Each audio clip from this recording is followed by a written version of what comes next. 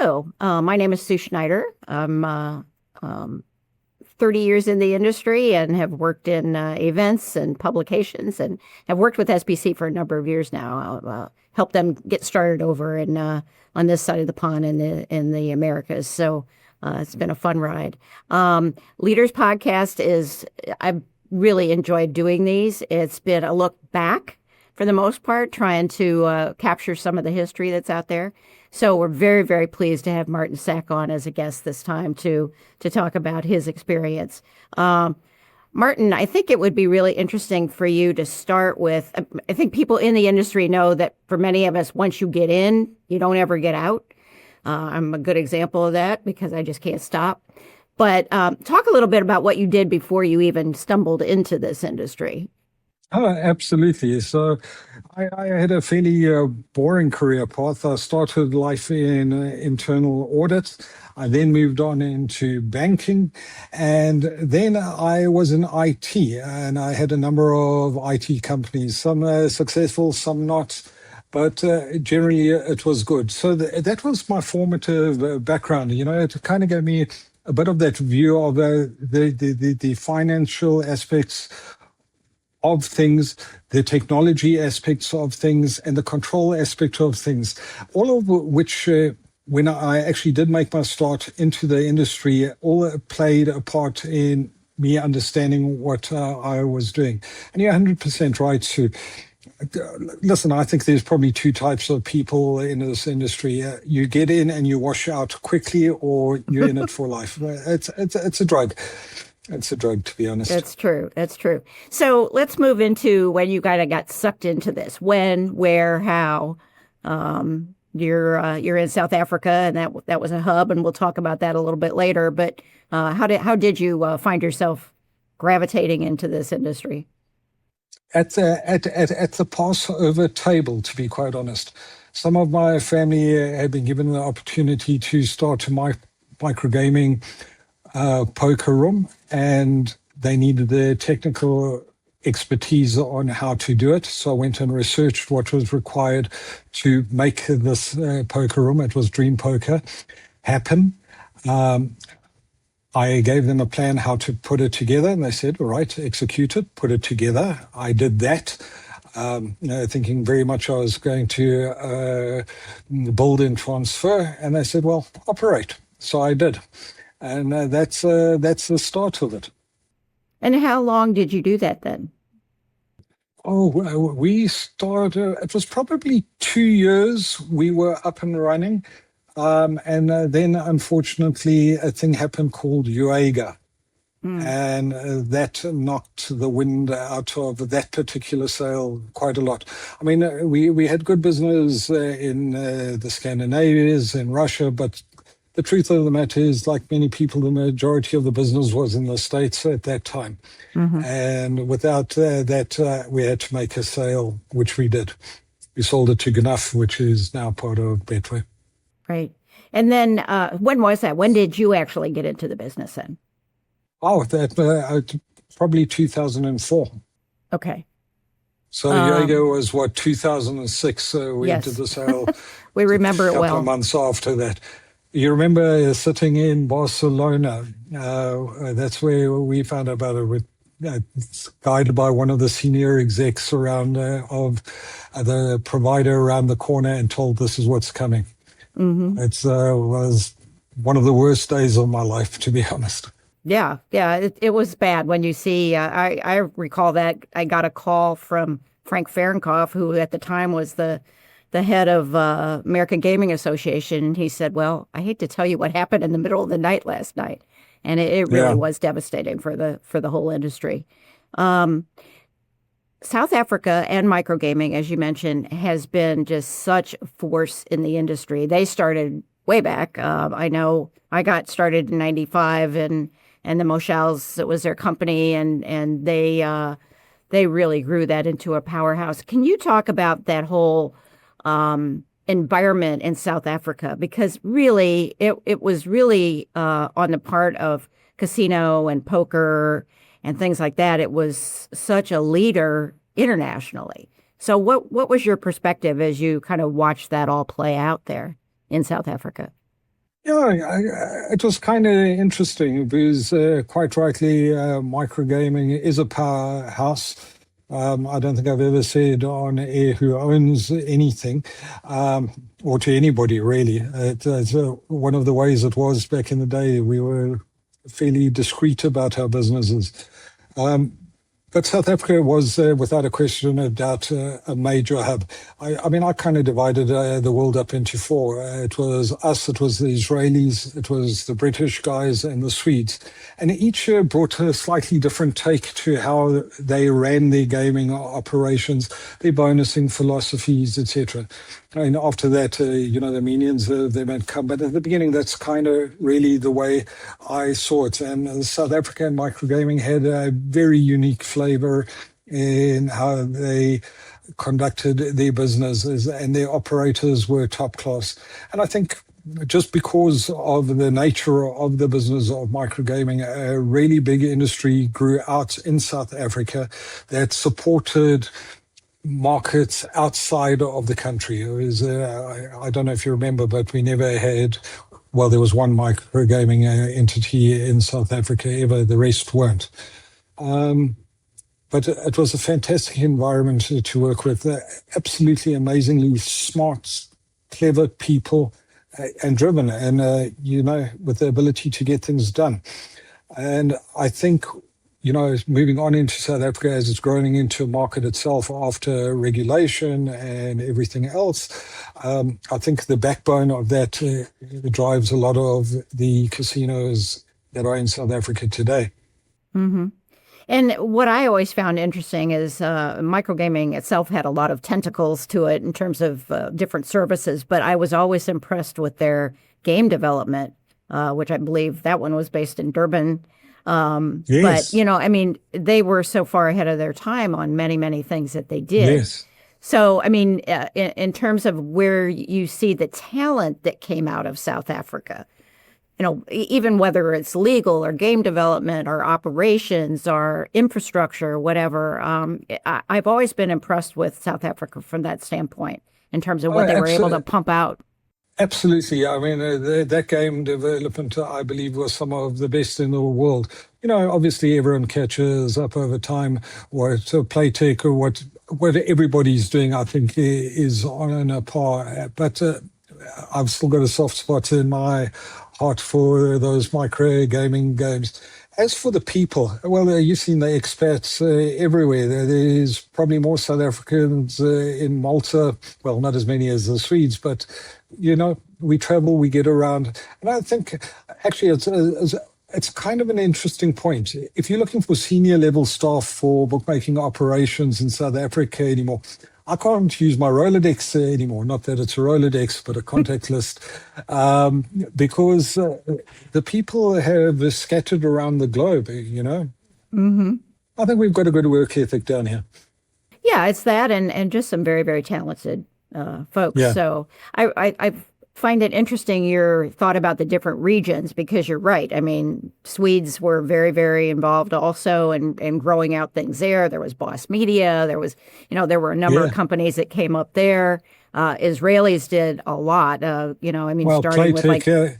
yeah, exactly. I mean, the Playtech microgaming competition was huge, huge, huge. As a microgaming guy that grew up in that ecosystem, I think it was probably only 10 years ago that I worked on not even 10 years, 5 years ago that I worked on my first Playtech project, which is funny. Yeah, yeah. Do you see, I mean, things have finally started happening a bit more in South Africa from a regulatory standpoint. For the Yeah. longest time, you really only had land-based casinos, Sun was there and other ones. But just talk about South Africa itself for a minute, and it's a little late to the regulatory party, but how did you see it then, and how do you see how it's played out so far? Well, South Africa in the early days just wasn't a target market for us. We live here. Um, really didn't want to take it on. But after 2004, when the National Gaming Bill came out, firstly, I think the first online bookmaker went live probably 2005 or 2006. So that's where the regulated industry started coming up.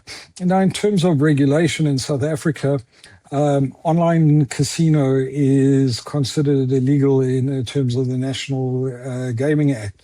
But what happens is bookmaking is legal. And what the provincial licensing authorities have basically allowed to happen is to treat bets on there's a concept called fixed odds bets on other contingencies. And in fact, the casino style games are treated as such. So every pull of a slot machine or spin of a roulette wheel ends up with a bet slip as if it was a bet and is taxed accordingly. So it's a workaround. There are various proposed bills in the process at the moment where they'll regularize the online gaming space. But these things take time. These things take time. But right now we have a workable model, and I think the truth of the matter is the GGR of the country generates is significant. I think it's a lot of money, around 3.5 billion in GGR. That's significant. Mm-hmm. I've always been amazed that this industry has been built on loopholes in terms of the products. Is that your perspective too, that that's really how we've seen innovation? Somebody finds, because it is so highly regulated, somebody finds a loophole, and we're seeing it right now with prediction markets, really, essentially. Yeah, absolutely. That's sweepstakes. Going through a very similar thing. I don't know, as I'm looking at it, the future doesn't look that bright in the very many regions for prediction markets. But listen, you have to test the boundaries. We are in regulated markets, and the markets that take their regulations seriously. But if you can find a way, you should do it.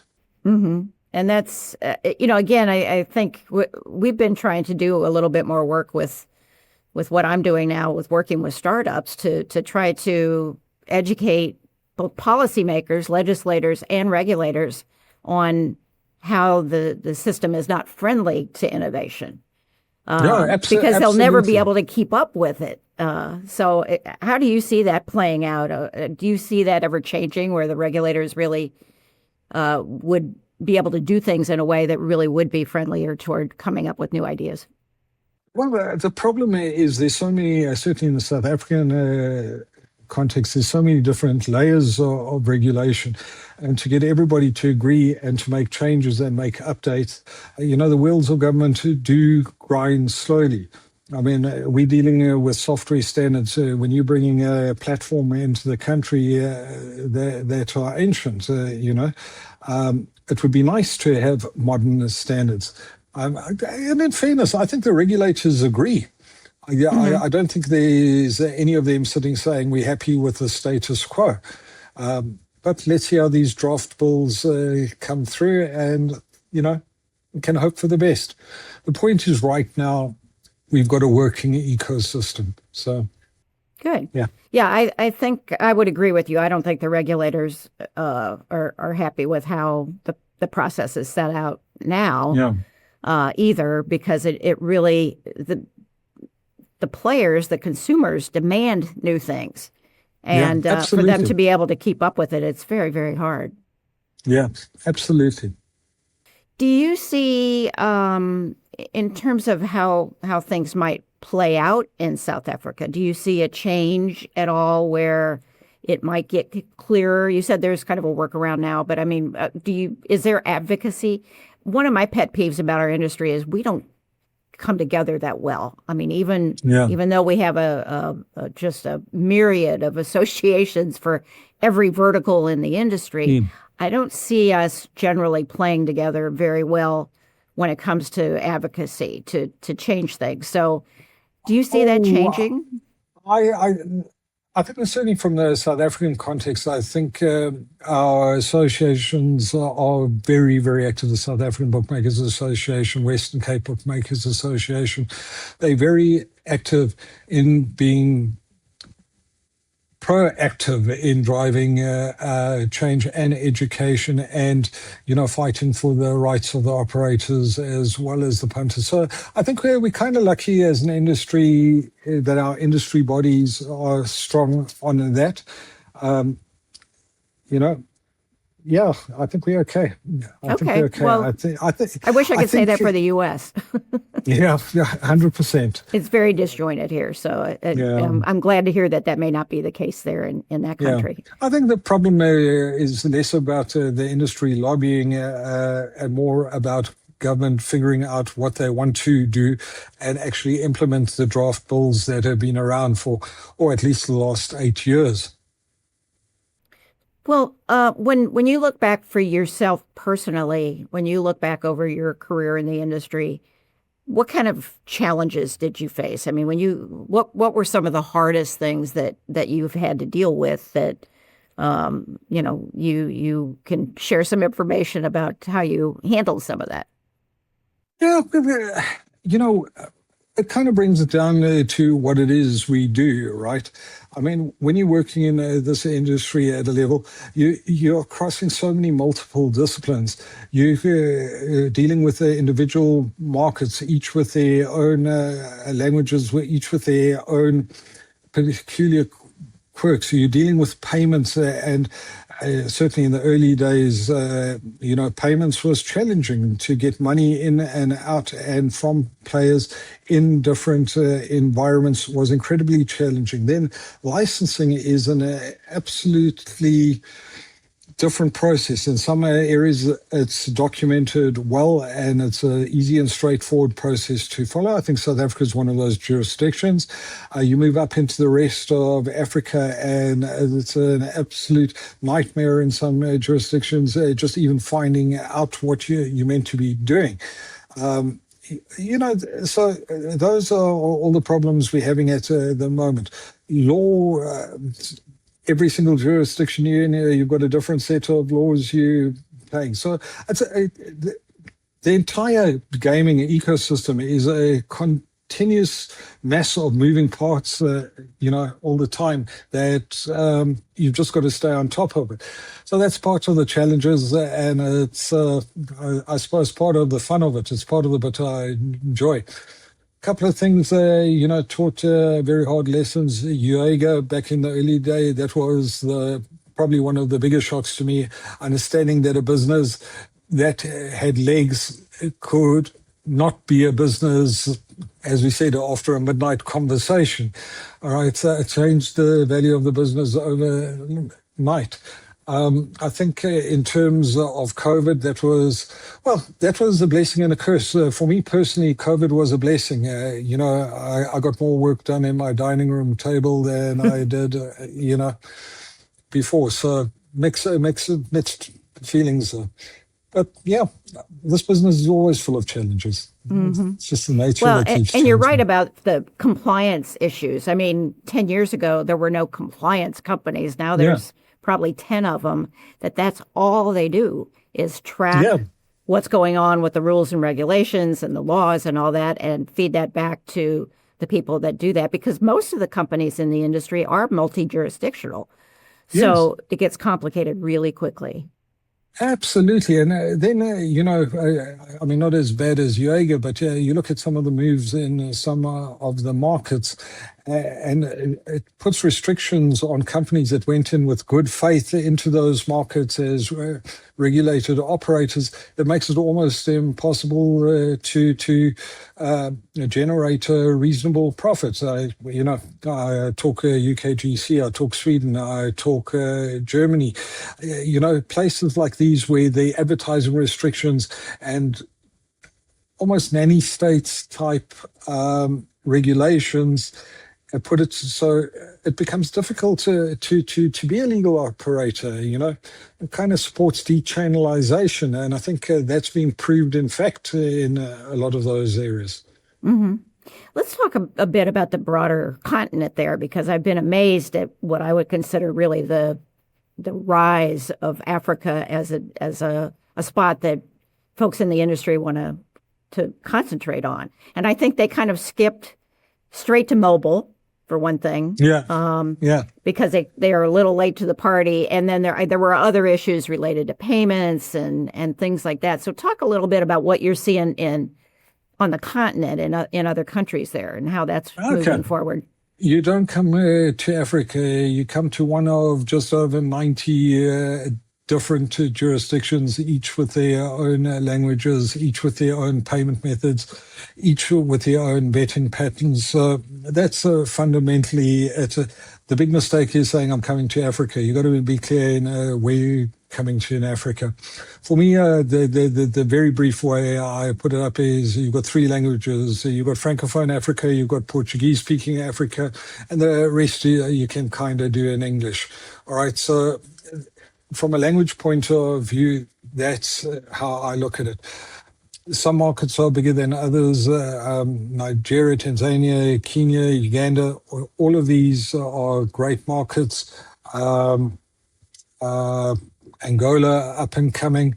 Mozambique is nice. They're a bunch of good markets, but they all have their peculiarities and quirks, you know. For people coming into Africa, I think probably the first question you need to be asking is, how can I get my money in and out? Because in some countries, that is absolutely a problem.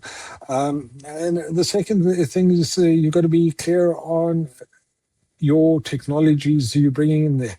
It's not a place for the first-tier platforms. You need to be able to be working on a relatively low bandwidth. You've got to be able to have agent systems. There are a couple of idiosyncrasies in Africa that you don't find anywhere else. I exclude South Africa from this, so I kind of look at us as a European market. Kind of if it'll do the thing in the UK, it'll do the thing here. But Africa is challenging. Africa is really challenging. And the punters are surprisingly sophisticated. I think in Nigeria, if you've got anything wrong with your bonus structures, they'll figure it out before you do. And they are demanding. Instant payouts are very much expected. It's just an absolutely different culture. Obviously, from a gaming perspective, I think you could say pretty much through all the jurisdictions, sport is huge. I would say Crash is probably Aviator is right up there. And then the casino games, the rest of the casino is coming up slowly.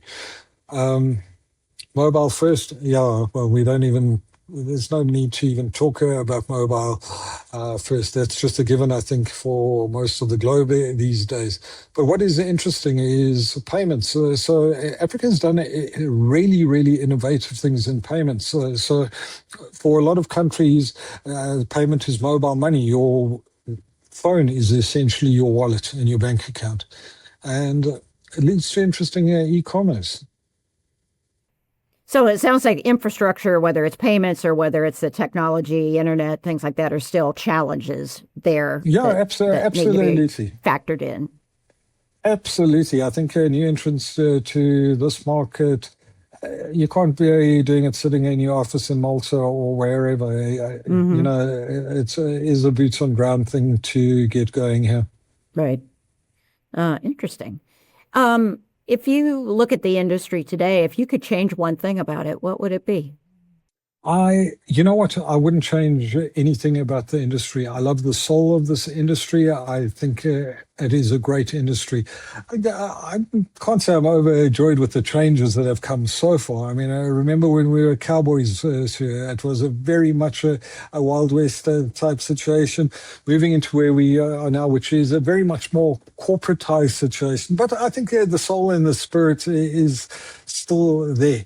So on that, I wouldn't want to change. I mean, there are things I do want to change. Obviously, I want decent regulators everywhere and decent relations with them, with fair and just rules.